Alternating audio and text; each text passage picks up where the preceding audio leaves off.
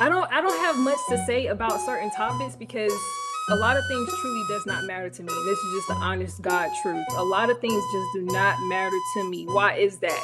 Look at the fucking state of the world, okay? Look at how the man and a woman interact with one another. There's so many issues in our community, and we're talking about looks. So I don't be having much to say about what a baddie is because guess what? I used to be fat. I lost 48 pounds. I used to get bullied. I used to have insecurities. I used to have low self worth, low self esteem. I used to have fucked up teeth. I changed myself. I upgraded myself. I started eating healthy. I started working out. I became my own transformation, not only on the outside, but on the inside. I've served in the military. I've been in the male dominant field. I've been bullied by men. I've been harassed by men. I've been sexually harassed by men. You see, there are so many other things that I could be worrying about than worrying about what a man thinks of me. So this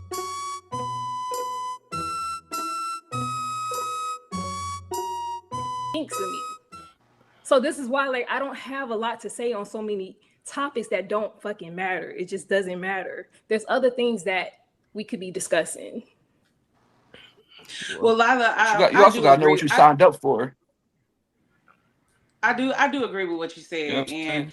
I feel like one of the biggest problems that we have, especially in the Black community, is that we have no more nuclear families, and there's this like gender war thing going on, and I think that one of the causes of that is that the average woman is overlooking the average man, and we're losing Black families. I grew up in the suburbs, suburbs of Houston, Texas. I was the only, my dad and his wife, the only Black family on the block, and the only reason why we're not the only Black family on the block anymore is because my uncle moved in. You see what I'm saying? So there's still no Black families in that whole neighborhood. And so the marriage rates keep going down. And what people don't understand is that I feel like everybody is searching for this magical, mythical man. Because let's be honest, it's a lot of delusion from women. Men typically go for what it is that, that's on their level, right? But I feel like a lot of women are shooting for the stars for this crazy, man that doesn't exist. And that's what's hurting the Black community. We're Can all average, and we need to That's not. understand that it's okay to be in a average, nice, middle class relationship. Everything doesn't have to be this extravagant, um, you know, lifestyle, going on trips every other week, and paying all the bills. Sometimes, like most middle class families, Black and white, they do split finances. It's not called 50-50, but the finances are, the finances are split, put into a joint bank account. Let me And so let me say when we this. have these talking points, it just shows how much delusion is out there. And if we could just be honest and be realistic about where we are, where we stand in society, then I feel like we could get more Black families. But And until and that's the then, we won't be part. able to get that. That's the part that you said that is most that's like that is the biggest takeaway.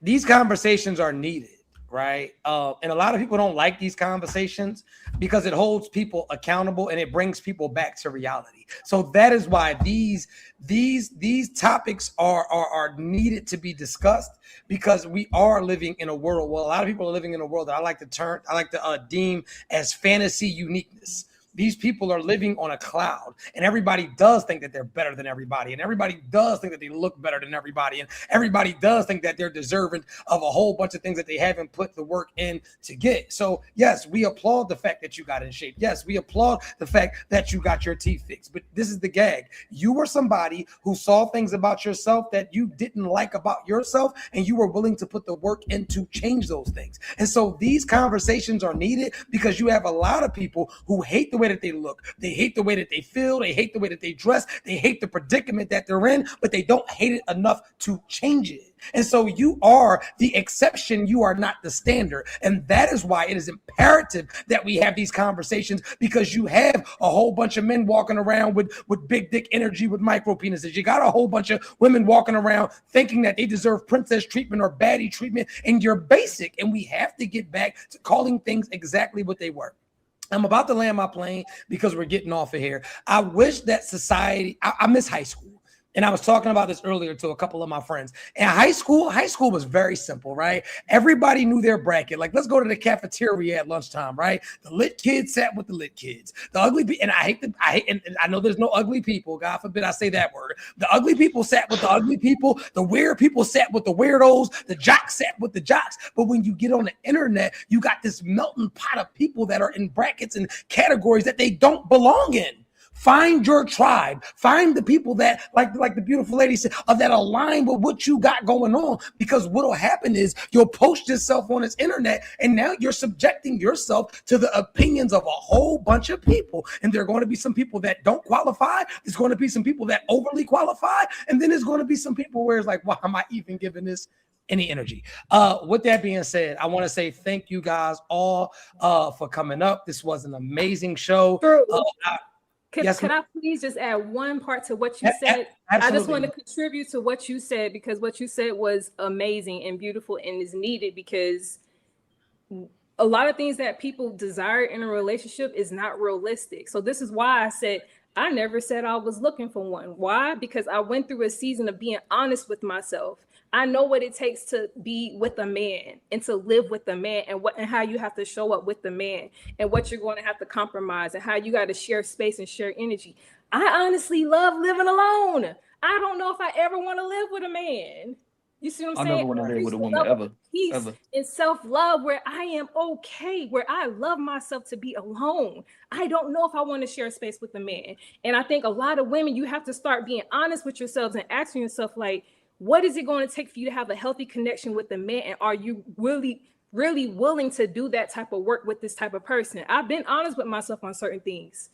I don't know if I want to do certain things. You see what I'm saying? So I think it's just about really sitting with yourself and being honest and asking yourself, like, you know what I mean? So from a relationship expert standpoint, is that why you make it damn near impossible for you to have a partner, even with your standards?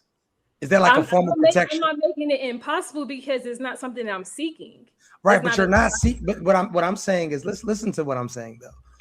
Is that why your standards are so high? Because you have to understand, these are pretty high standards that you have, and not saying that you aren't deserving of them, right? But I have a belief that when women like men or find a man that they're interested in, the standards don't exist. Like, they like what they're like, and they're going to make it easy as they possibly can to make that connection. So is that why your standards are where they're at? Because you are not seeking or looking, and you feel like you refuse to let anybody come into your life that can't do what you can do for you or more? I said a lot.